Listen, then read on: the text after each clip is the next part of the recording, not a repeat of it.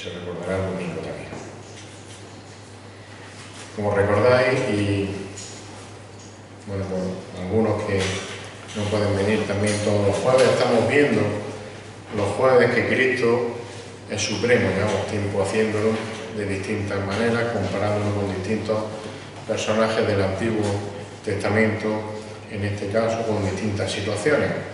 Y en esta ocasión, lo estamos haciendo a través, si os acordáis, el último jueves, de una señal, la señal que los escribas y que los fariseos pues le pidieron al Señor que hiciera.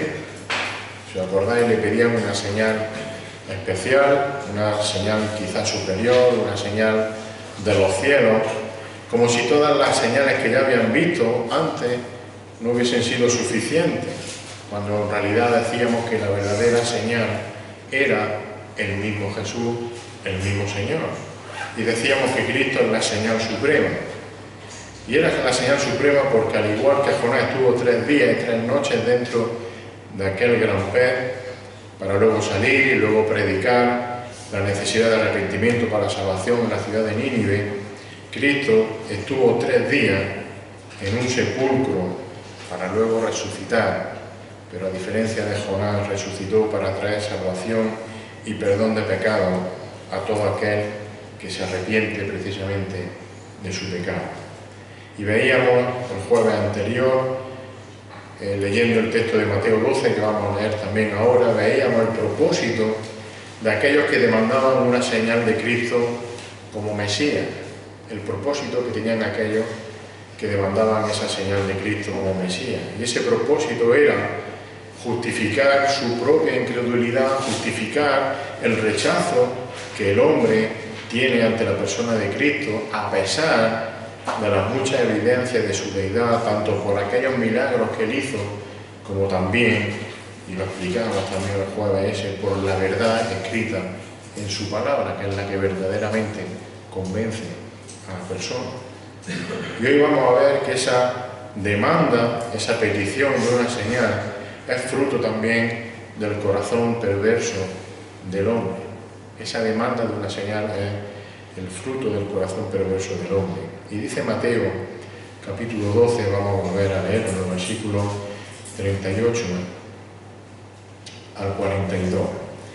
Mateo 12, 38 al 42. Dice que entonces le respondieron algunos de los escribas y fariseos diciendo: Maestra, queremos ver una señal de parte tuya. Pero respondiendo él, Jesús, les dijo: una generación perversa y adúltera demanda señales, y ninguna señal se le dará sino la señal de Jonás el profeta. Porque como estuvo Jonás en el vientre del monstruo marino 3 días y 3 noches, así estará el Hijo del Hombre 3 días y 3 noches en el corazón de la tierra. Los hombres de Nínive se levantarán con esta generación en el juicio y la condenarán, porque ellos se arrepintieron con la predicación de Jonás. Y mirad, algo más grande que Jonás está aquí. Dice el 42, la reina del sur se levantará con esta generación en el juicio y la condenará, porque ella vino desde los confines de la tierra para oír la sabiduría de Salomón. Y mirad, algo más grande que Salomón está aquí, refiriéndose a él mismo. Y ante esta pregunta que hacen los escribas y los fariseos, nos vamos a centrar hoy en el versículo 39, donde el Señor lo que hace es identificar el tipo de personas que están demandando esa señal. El Señor identifica el tipo de persona que demanda esa señal. La demanda hecha, como decíamos antes, desde un corazón perverso. Dice el versículo 39 que él, el Señor Jesús, les dijo: una generación perversa y adúltera demanda señal. Ante la petición de esa nueva señal de Jesús, el Señor responde, como decimos, como leemos, llamando perversa y adúltera a la generación que demanda más señales para creer. Como decíamos y he repetido antes al principio, el propósito de esta petición de una nueva señal era justificar la incredulidad, justificar el rechazo que ellos estaban teniendo hacia Jesús. Por tanto, este tipo de petición de señales no proviene de personas que desean creer en Jesús, pero tienen la excusa de que les faltan razones, o que les faltan motivos, o les faltan evidencias suficientes para hacerlo, para creer. Sino que el mismo Jesús dice de estas personas que son malos, perversos, que lo que quieren es justificar su incredulidad, buscar una excusa para no creer. Y a estos escribas, a estos fariseos, el Señor lo llama generación perversa y adúltera. Y con esta expresión de generación perversa y adúltera, el Señor se está refiriendo en este caso a una corrupción espiritual, a la infidelidad de estas personas hacia Dios, una corrupción espiritual, una infidelidad comparable, por ejemplo, como dice el Señor, a un flagrante adulterio. Y tenemos el ejemplo de ese flagrante adulterio generalizado en la sociedad, en el mundo, como el que Dios describe del mismo Israel, del mismo Jerusalén, de la región de Judá, en el libro de Jeremías. Acompañamos a Jeremías capítulo 5. Jeremías capítulo 5, versículos del 1 al 9. Allí el Señor, fijaros lo que dice de Jerusalén y de Judá. Dice: recorred las calles de Jerusalén y mirad ahora e informad, buscad en sus plazas y ver si hay algún hombre, si hay quien haga justicia, si hay quien busque la verdad, y yo lo perdonaré, si lo hay. Versículo 2, pues aunque digan vive el Señor, de cierto juran falsamente. Oh Señor, no buscan tu ojo en la verdad. Y explica: tú los heriste, mas no les dolió. Tú los consumiste, mas ellos rehusaron recibir corrección. Endurecieron su rostro más que la roca, rehusaron arrepentirse. Entonces yo dije: ciertamente estos solo son gente ignorante, son necios, porque no conocen el camino del Señor ni las ordenanzas de su Dios. Bueno, es que no saben, no tienen señales, podría decir. Pero dice el versículo 5: me dirigiré a los grandes y le hablaré, porque ellos sí conocen el camino del Señor y las ordenanzas de su Dios. Pero también todos ellos a una habían quebrado el yugo y roto las coyundas. Por tanto los herirá el león de la selva, el lobo de los desiertos los destruirá, un leopardo acecha sus ciudades, y todo el que salga de ellas será despedazado, porque son muchas sus transgresiones y numerosas su apostasía, tengan o no tengan conocimiento intelectual, claro. Y dice el versículo 7, ¿por qué he de perdonarte por esto? Dice, tus hijos me han abandonado y han jurado por lo que no es Dios. Cuando los sacié, cometieron adulterio y fueron en tropel a casa de las rameras. Eran caballos cebados y fogosos, cada cual relinchando tras la mujer de su prójimo. Y dice el Señor, no he de castigar a este pueblo, declara el Señor. De una nación como esta, no he de vengarme. Y el Señor está diciendo a los que me pedís señal una y otra vez, soy como esta. Una generación perversa y adúltera. Y es que fijémonos que esta petición perversa de los fariseos y de los escribas no es una cosa puntual o aislada que hicieron allí en aquel momento. Los líderes religiosos buscaban probar lo improbable, es decir, estaban poniendo a prueba a Jesús con intención de demostrar que Jesús no era el Mesías. Y lo intentaron, tengo aquí puesto varias veces, lo intentaron muchas veces y continuamente. Querían negar la deidad de Jesús, querían negar que Él era el Mesías. Fijaros, y ahora si queréis poner vuestro dedo un poquito más adelante de Mateo 12, en Mateo 14 y en Mateo 15. El Señor había realizado milagros y señales de sobra que ratificaban su deidad. Pero ellos no querían creer, estos líderes religiosos. Y volvían a pedir señales continuamente para buscar un error. Y tal era esa desesperación de estos líderes que incluso, fijaros, después de que el Señor alimentase por segunda vez, en poco tiempo, en poco espacio de tiempo, no le había dado tiempo a olvidarse, después de que hubiese alimentado, como digo, en poco tiempo a una multitud, le vuelven a pedir otra señal. El dedo en Mateo 14.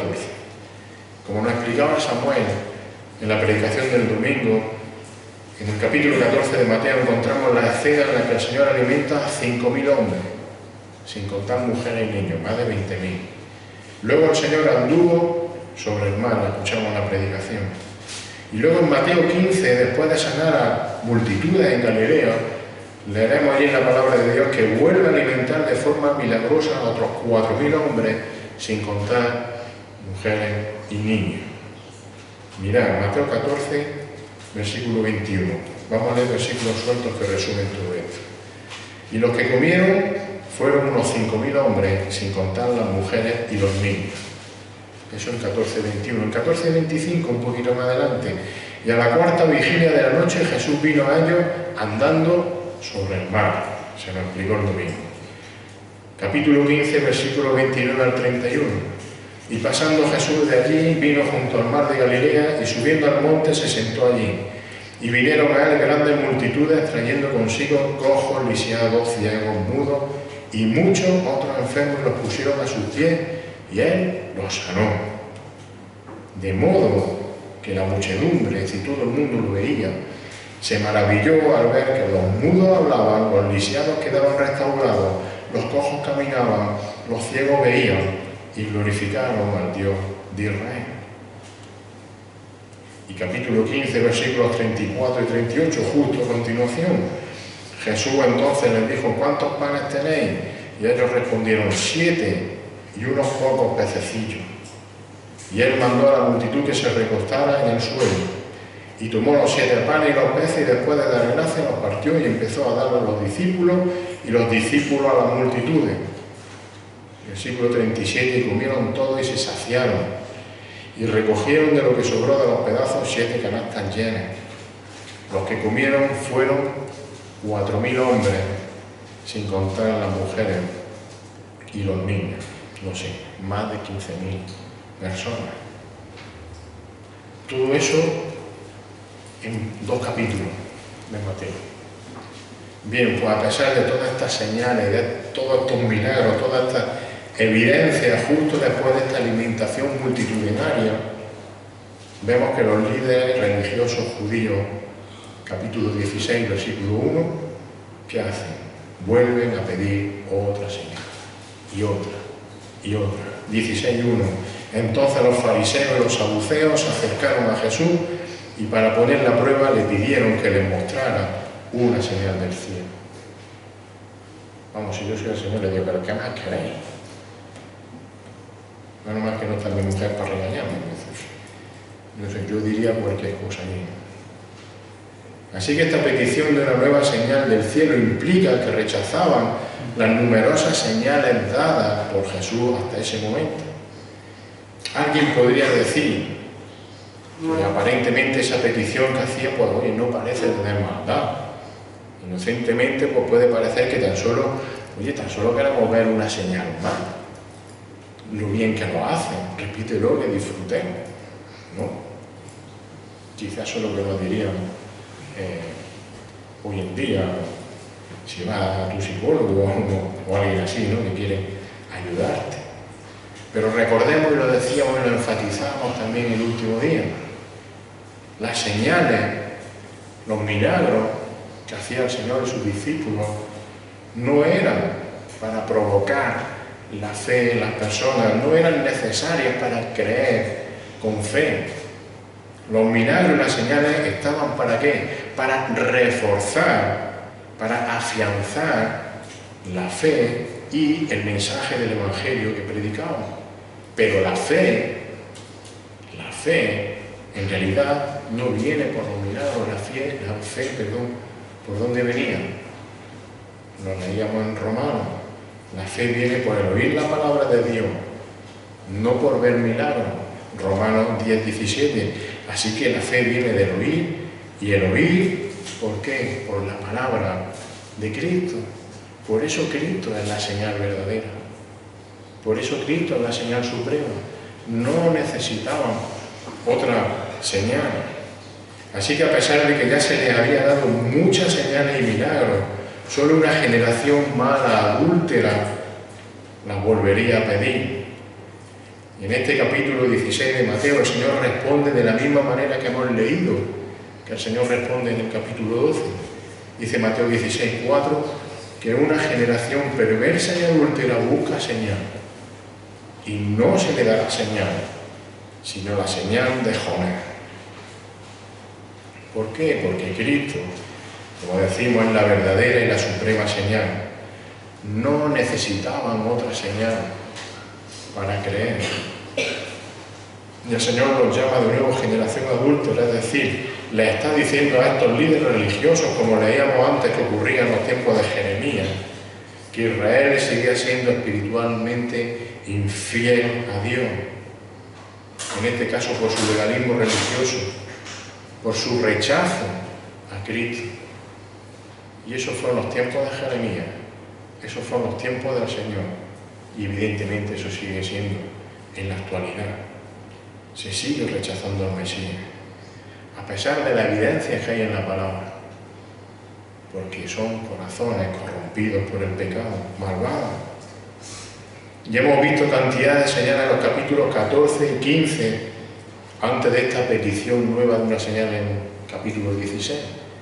Volvamos un par de hojas atrás al capítulo 12 de Mateo, porque allí también vemos esa petición de una nueva señal a Jesús. Esa petición viene también precedida, igual que esta del capítulo 16, viene precedida también de otros milagros y señales.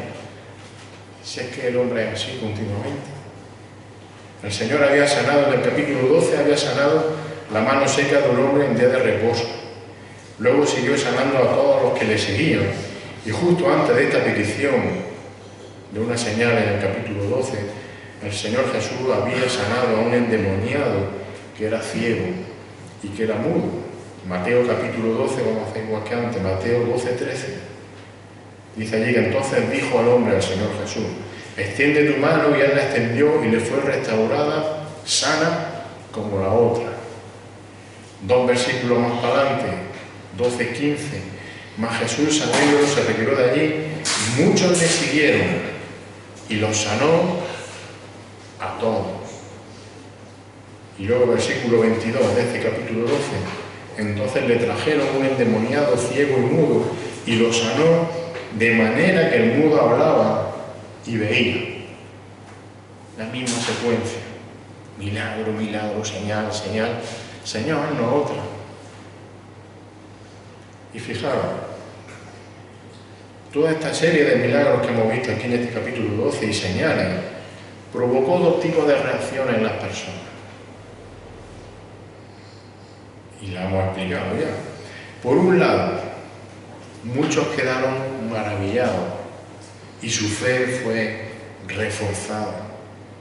Versículo 23, hemos leído el 22, cuando es sanado el endemoniado, y dice el versículo 23, y todas las multitudes estaban asombradas y decían, y hay una interrogación negativa, es una forma que tenían los hebreos en su forma de hablar, con una interrogación negativa de insistir en algo, de decir lo contrario de lo que están preguntando. Dice, ¿acaso no es este el hijo de David? Sí, coloquialmente, ¿no está quedando claro con todo esto que estáis viendo que este es el hijo de David? ¿Acaso no es este el hijo de David? ¿Qué más necesitamos? Versículo 23. Pero fijaros, versículo 24. Por otro lado, los fariseos muestran su corazón perverso y malvadamente lo que hacen es atribuir estos milagros que realiza el Señor Jesús, se los atribuyen ¿a qué? Al poder de Satanás. Versículo 24 de Mateo 12. Pero cuando los fariseos lo oyeron, dijeron, este no expulsa a los demonios, sino por Belcebú, el príncipe de los demonios. Evidentemente nosotros sabemos que el Señor Jesús hacía esos milagros bajo el poder del Espíritu Santo. Recordemos que el Espíritu Santo, el día que el Señor fue bautizado, ¿qué pasó?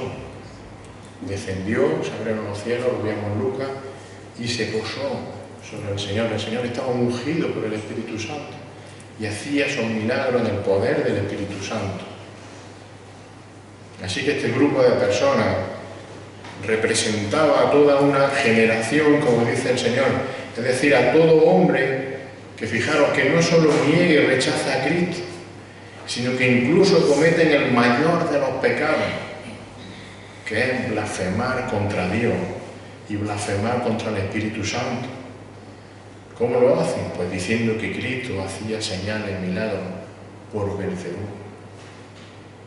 Así que todos estos que demandan y sigue demandando una señal para argumentar su incredulidad y su rechazo a Cristo, lo que están verdaderamente demostrando es la maldad de su corazón. Están demostrando que tienen un corazón adúltero, perverso y corrompido por el pecado. Un corazón perverso que prefiere confiar en su propio razonamiento en vez de confiar en la verdadera señal. Esa señal que no es otra que el Señor Jesucristo, la señal suprema, la señal divina de la cual dan testimonio la Escritura. Acordaros de Jonás, les dice. El Señor le dice a los fariseos y a los escribas que se acuerden de lo que está escrito en la Escritura y les pone el ejemplo de Jonás. Jonás salió del pelo, como he dicho antes, después de 3 días. ¿Para qué? Para predicar el mensaje de arrepentimiento a la ciudad de Nínive. ¿Y qué pasó? Los ninivitas creyeron y fueron salvados en aquel momento de la destrucción de la ciudad y de sus vidas. Cristo resucitó después de 3 días en el sepulcro. Pero Él resucitó para demostrar que todo aquel que cree en Él y que todo aquel que se arrepiente de su pecado, ¿qué va a pasar con Él? Que va a resucitar el día de mañana igual que Cristo resucitó. Por eso, fijaos, Cristo es superior a Jonás. Por eso Cristo es la señal suprema. Por eso, hermanos, la resurrección de Cristo es la señal definitiva para todos aquellos que creen con fe. No necesitan otra señal. Cristo es la señal. Cristo es la señal que Dios ha dispuesto en su plan perfecto, primero para darle gloria a su nombre, pero también para vencer el pecado de forma definitiva y para vencer a la muerte de forma eterna y para siempre. Cristo sigue siendo el supremo. Que el Señor bendiga su palabra. Señor, te damos gracias en esta tarde porque al abrir tu palabra y en cualquier rincón de ella, Señor, encontramos, Señor, la grandeza, la supremacía del Señor Jesucristo, de nuestro Salvador eterno, de aquel que venció a la muerte en la cruz del Calvario, resucitando al 3er día, Señor, y por eso nosotros tenemos la certeza, la seguridad, la señal clara, evidente, segura, de que resucitaremos también con Él, cuando tú, Señor, lo estimes oportuno. Señor, gracias por ello. Gracias porque nos has regalado esa seguridad. Gracias porque has puesto en nosotros esa seguridad. Señor, gracias porque no necesitamos otra señal que el Señor Jesucristo para saber que somos salvos, que hemos sido rescatados de una vez para siempre.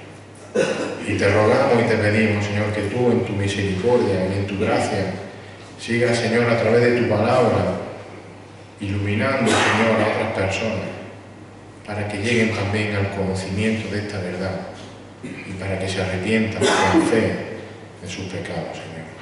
Que tu Santo Espíritu siga tocando corazones en este lugar, en esta ciudad, en este país, por todo el mundo, Señor, para que tu nombre sea exaltado sobre todas las cosas, Señor. En el nombre de Jesús.